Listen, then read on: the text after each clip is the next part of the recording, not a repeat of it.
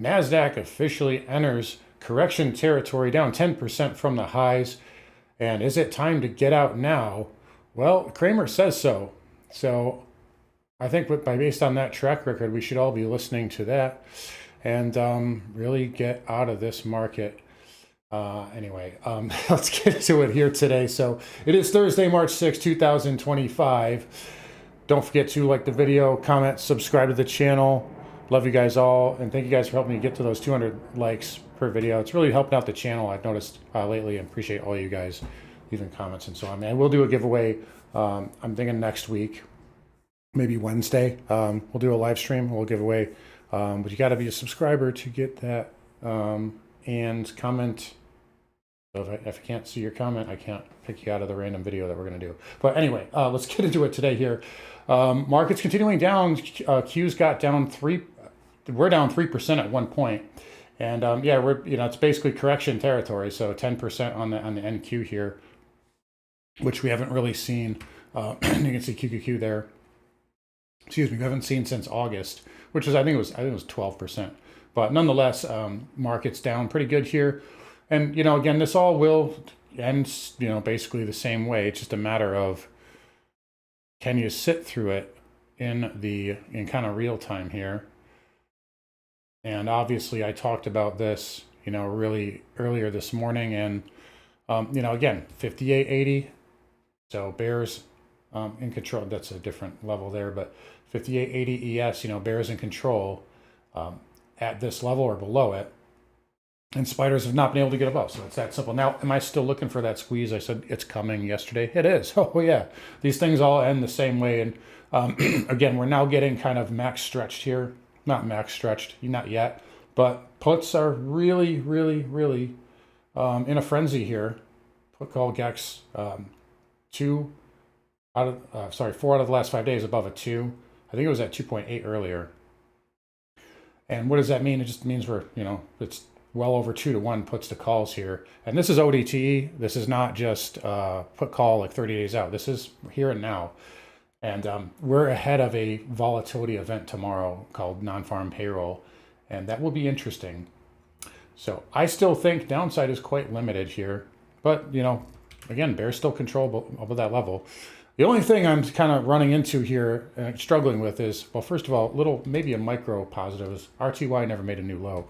But, I mean, the cat's out of the bag at this point. Who cares? Even David Hunter now is calling for 565. And I talked about this 2 weeks ago, back when we were right here. And I said, we probably should either get out or hedge or de-risk, on the 20th. So I know you guys think I'm a perma bull, but if you watch the channel, I said get out here and hedge or de-risk at least. And here we are. But yeah, 565. A lot of people are calling for that.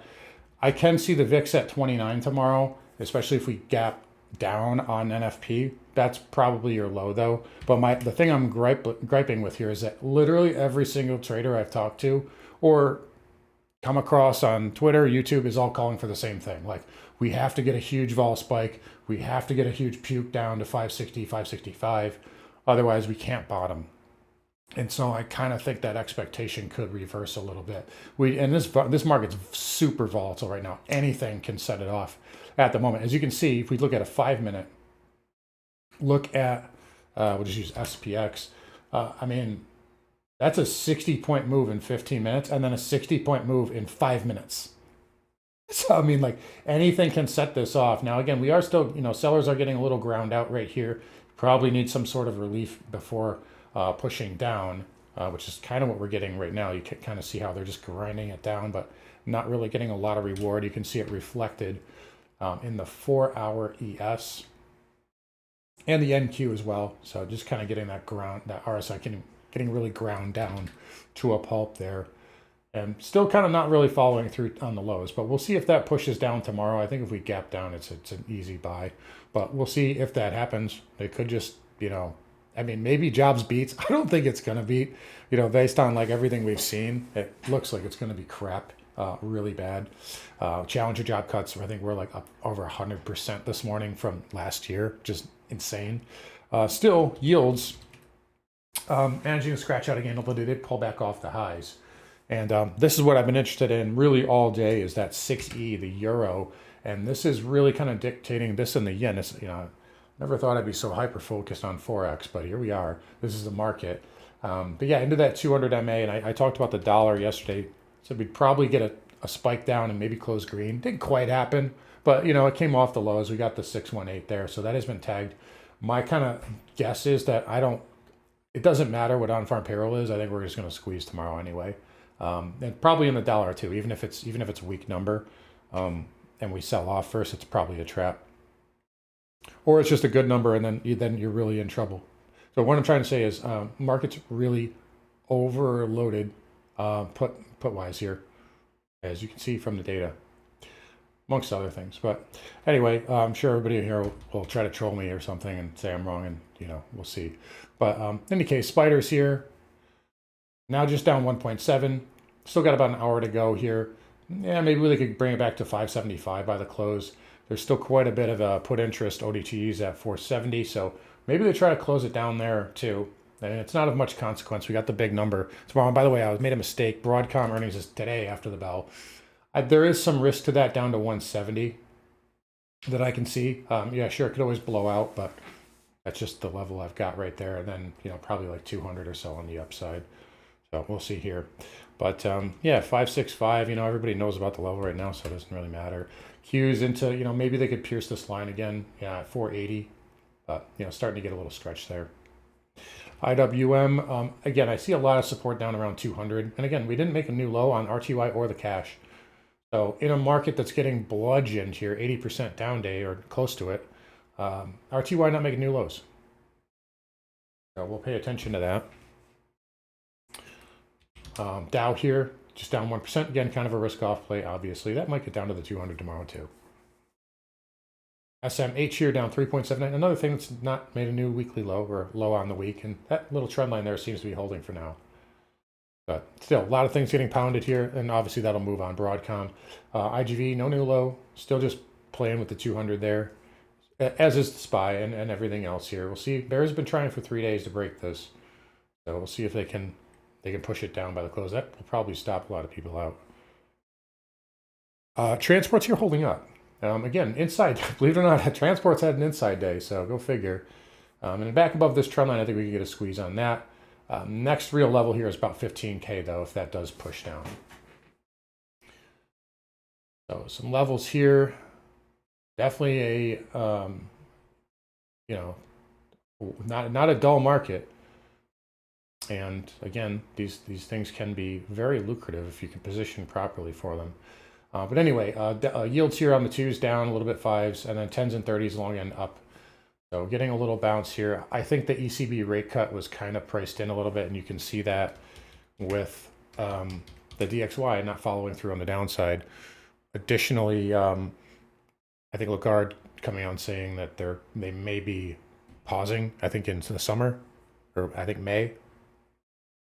So maybe that helps out. But anyway, XHB. Hey, home builders, how about it, right? There's a 9750 level we talked about, and that's up 1%. So home builders just ignoring the sell here. Nice tail candle on the weekly too.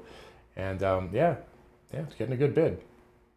So we called that level out, and hey, go figure. XHB getting a good bid today. VNQ weak, but still has room for higher lows here. But it did get rejected up there at weekly resistance, so that definitely needs to get respected. XLF down 1.6, trying to flirt with that 100 moving average again, and that's traded through that a few times, but it's kind of been the line, the bull market line here. KRE down as well, but holding the 200, hanging on there, and there's KBE as well. XBD down 2%, but again, still kind of inside right now. Oil here still holding up. We had some news from everybody's favorite prime minister today talking about they would kind of walk back tariffs. So this tariff talk is just like absolutely exhausting at this point. I'd like, I was saying yesterday in the trading room, like just tariff everybody by 1 billion% and get it over with so we can price it in here. And that's what the market doesn't like right now. I mean, that's why the market is having so much trouble here. Among other things, possible capital flight. But, oil here up 14 cents. Still a big level here around 66.75. That's the low from Tuesday. Above that, it can squeeze. So I think oil shorts are a little off sides here too. XLE having a good day. Take a look at Exxon. Nice pop there. That got hit yesterday, but came nicely off the lows. Chevron and Conoco holding up as well. Well, Conoco not so much, but it is green. XOP down 1%. Again, inside day holding the tail, and same thing with OIH. So energy stocks hanging in there. Uranium also getting a good bid off the lows. So CCJ there, and then URNM, that hit our weekly level. It's trying. It's trying. See if it can close green tomorrow. That would be a positive. There's NJ there as well, hitting basically the lows. Nat gas down 3, but again, no trend break here. This is still an inside day. So really good drop and pop. 1, 2, 3 up and a pause. Dollar we talked about a lot. We'll see what this can do. I've got some maybe an upside bias to like 105. Maybe we'll see. Euro maybe back down to 107. So if this holds, if it holds, we'll see if that even works out. Gold here, kind of flat day. Silver held up though. It actually was green for a good chunk of it. So not the worst thing to see silver outperform gold. And then you got platinum and palladium here up fractionally. Nothing crazy. Copper holding the gains right now too. A little inside day. After a pretty good, a really good rally yesterday and that beautiful falling wedge break. Bitcoin still holding up too. No new lows here. And this is again, maybe a positive for the market. So it is down on the day, but plenty of space here. So 1, 2 higher lows now. Even ETH holding off that key weekly level. So we'll see if Bitcoin can break back above this 91.5 area. Could be seen as a positive, obviously. We'll see what we get tomorrow. Yeah, I think a big gap down would probably do it. I just don't know if I don't know if it's going to happen. We got a lot of people calling for the same exact thing, but at the same time, eventually when you get max stretch, you get max stretch, and markets react. So we'll see if that happens there. But right now we're flirting with the 200 moving average. We close below it, everybody's going to be calling for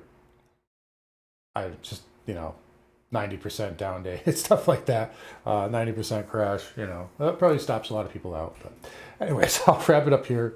Again, you guys take care. Come find me on carnivoretrades.com. I will see you guys all tomorrow.